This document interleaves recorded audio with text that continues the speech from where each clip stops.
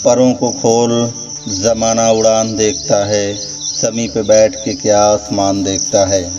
जी हाँ, हम सब की ज़िंदगी में एक ऐसी जगह होती है जिसमें रहकर हमें आराम और सुकून मिलता है। हमें लगता है कि हम अगर इस जगह से निकले तो शायद सर्वाइव ही नहीं कर पाएंगे, लेकिन ऐसा नहीं है।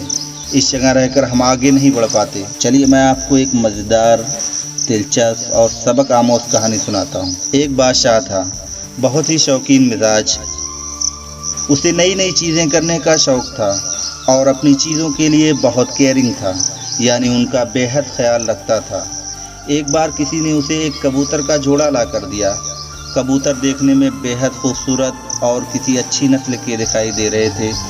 बादशाह को वो इतने पसंद आए कि उसने कबूतरों की देखभाल के लिए एक नौकर रख लिया, जो इन कबूतरों की देखरेख के साथ इनको ट्रेनिंग भी देता था। कुछ दिनों के बाद बादशाह ने उस नौकर को बुलाया और कबूतरों का हाल पूछा। नौकर ने बहुत खुशी से जवाब दिया कि कबूतर तो वाकई किसी बेहतरीन नस्ल के हैं। मैंने इतने उम्दा कबूतर पहले कभी नहीं देखे।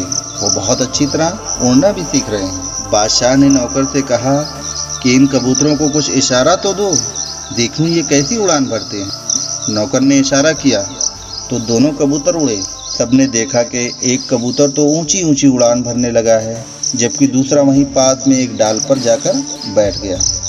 अब नौकर ने लाख कोशिश की, मगर कबूतर वहां से उड़ने को राजी ही नहीं। बादशाह बहुत हैरान हुआ। दोनों कबूतर एक ही नस्ल के और एक ही साथ रहने के बावजूद उनकी परवाज़ में फ़र्क क्यों है?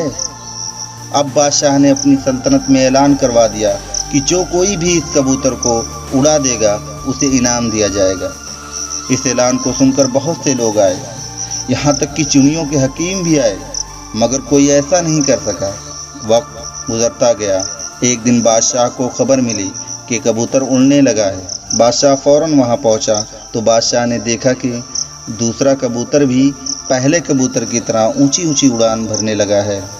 उसने खुश होकर नौकर से पूछा, ये कैसे मुमकिन हुआ? नौकर ने कहा, एक किसान आया था, उसी ने ये कारनामा कर दिखाया। बादशाह ने उस किसान को अपने दरबार में बुलाने का हुक्म दिया। किसान आया और बादशाह ने उसकी खूब आओभगत की और बहुत ही इनाम और इकराम से नवाजा। फिर पूछा कि तुमने ऐसा क्या किया था कि कबूतर उड़ान भरने लगा? किसान ने कहा, मैंने तो बस वो डाल काट दी जिस डाल पर वो बार बार जाकर बैठता था।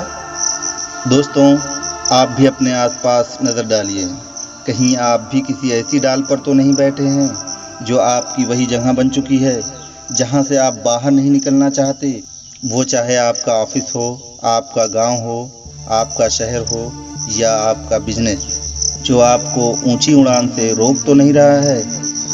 तो आप भी उस डाल को काट दीजिए, फिर देखिए आप कितने आगे जा सकते हैं, क्योंकि सितारों से आगे जहां और भी हैं, अभी इश्क के इम्तिहान और भी हैं।